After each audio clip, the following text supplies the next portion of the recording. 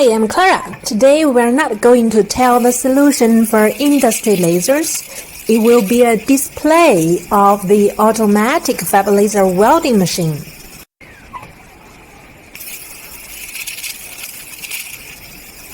Before getting into the main chapter, please don't forget to subscribe to this channel and give me your like.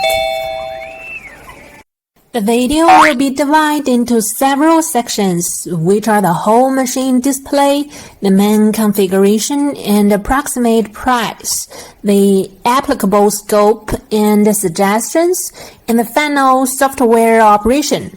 I hope you can learn about automatic laser welding through this video. In addition, my Alibaba store is online. You can go to my store by clicking the link below in the description. Thank you.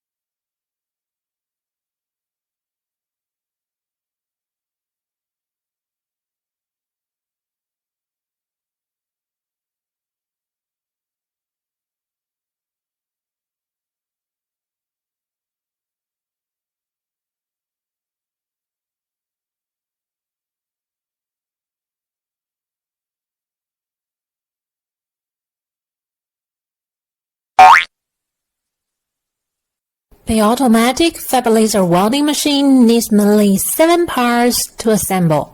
We are seeing it from the picture. First, is the CCD monitor. We can operate by precisely zooming on the target area for welding. In fact, in the actual operation, we mainly operate through the monitoring screen.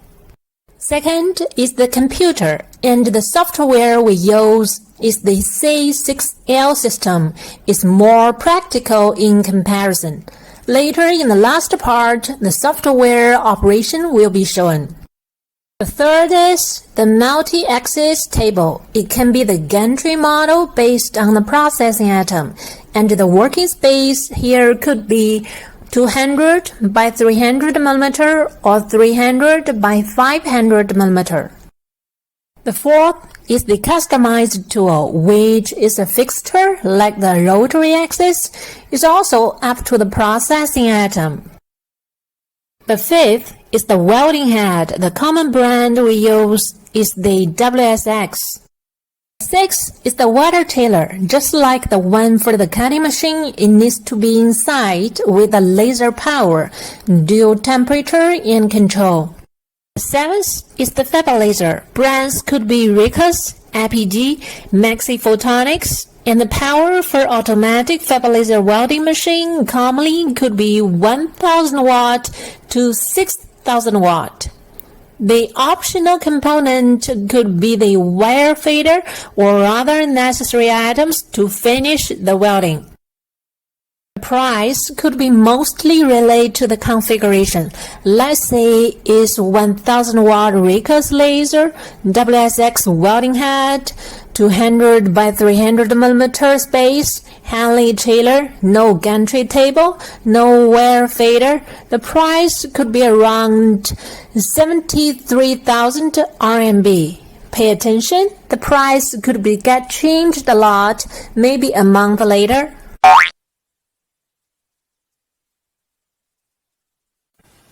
When it comes to suitable materials for fab laser welding, we generally talk about stainless steel, carbon steel, etc.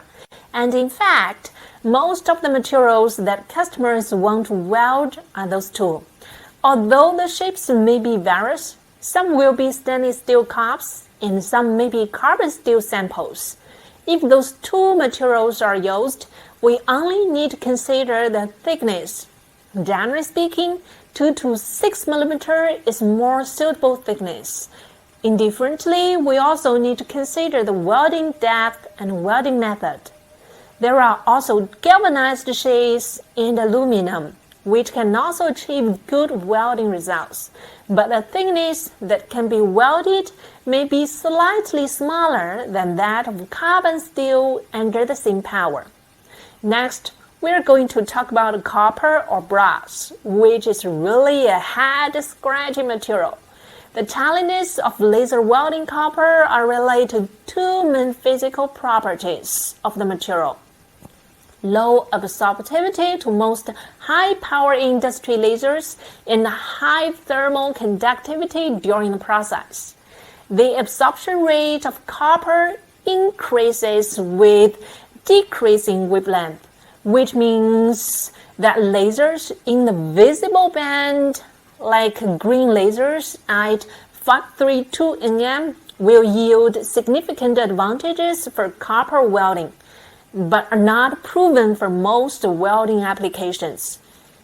Experiments demonstrate that high power and high density lasers enable instantaneous coupling and formation, enabling stability and high absorptivity even at 1070 nm wavelength.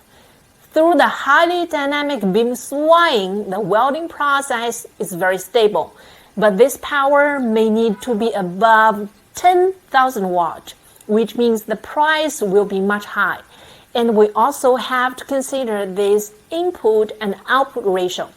From my personal experience, I did copper test for two clients with 1000 watt and 3000 watt automatic welding machines. From the welding process, there was no problem, but after welding, I broke off the two copper plates by hand easily, and there's no welding firmness at all.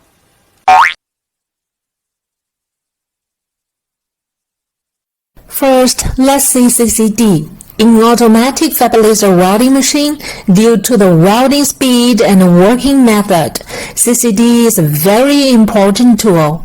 It should be noted that we can only see clear content from the display when the blue light is turned on.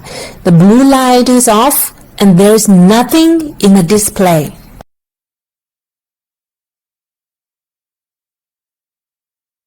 Next, we'll simply introduce the software operation for automatic fab laser welding machine. Here, please attention whether your software is the C6L from Xuanzai Sign and Tech Company.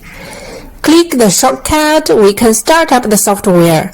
First, we need to choose the identity. 3 identities here. The initial passwords are operator 40, craft debug 41, admin 42, and the operating authority to the software is also gradually increased.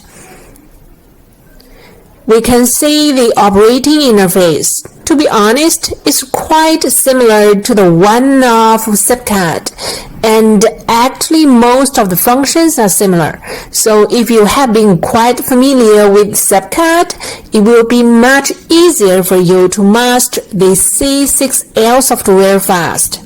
The shortcut keys for direction movement. It should be noted that the movement speed of the shortcut keys is not controlled by the software.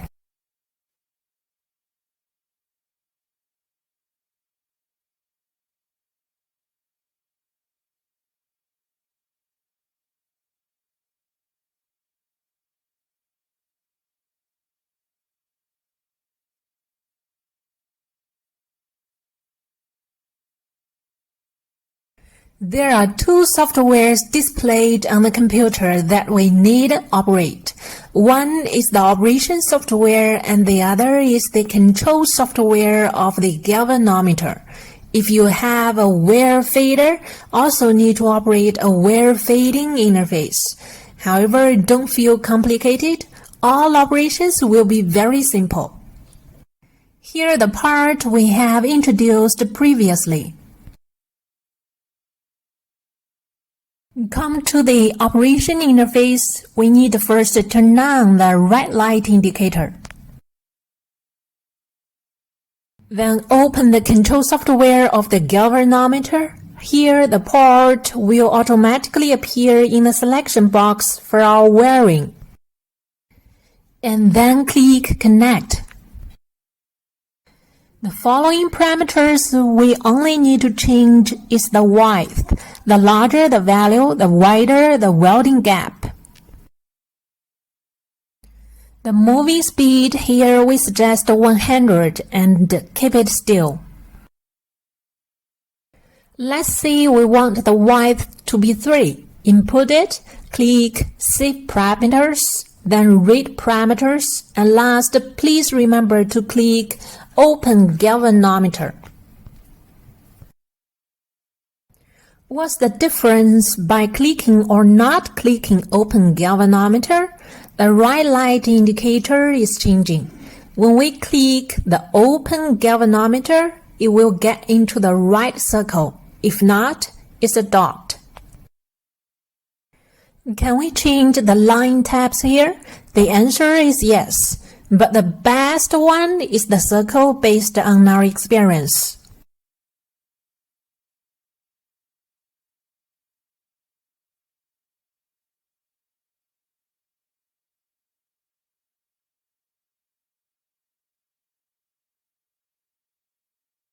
The parameters here will set as default in advance by the engineers. The users don't need to set them. Let's see a short operation display.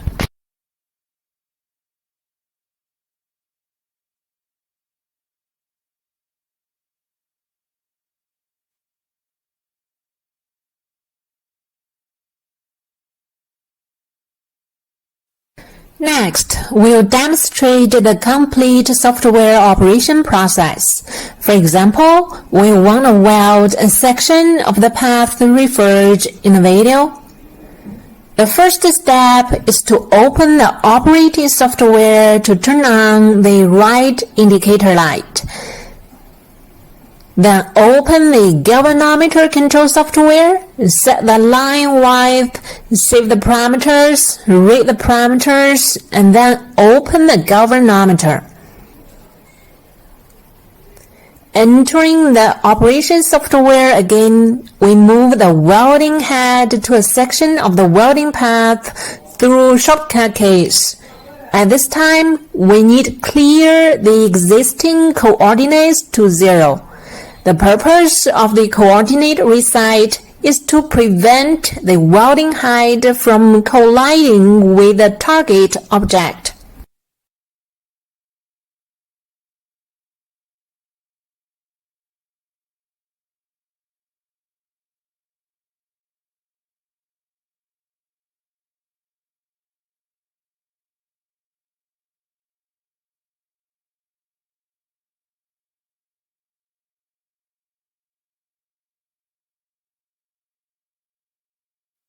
First, we see the welding process. No explanation here. You can find the steps introduction in the second example later.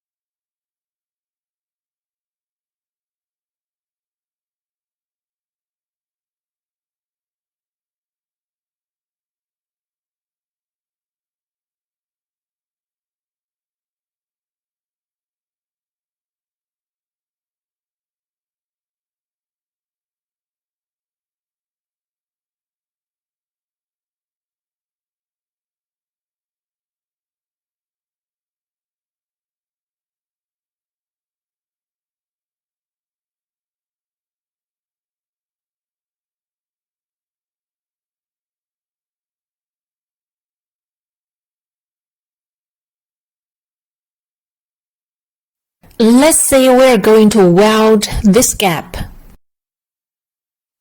After we make the return origin, we need to get the welding path in software. Click Teach. We can see a highlighted dot is shown here. It will be the start of the path. The welding path is a line, so we'll apply the line here, moving the red cross, which is representing the welding head now, and stop at an approximate spot.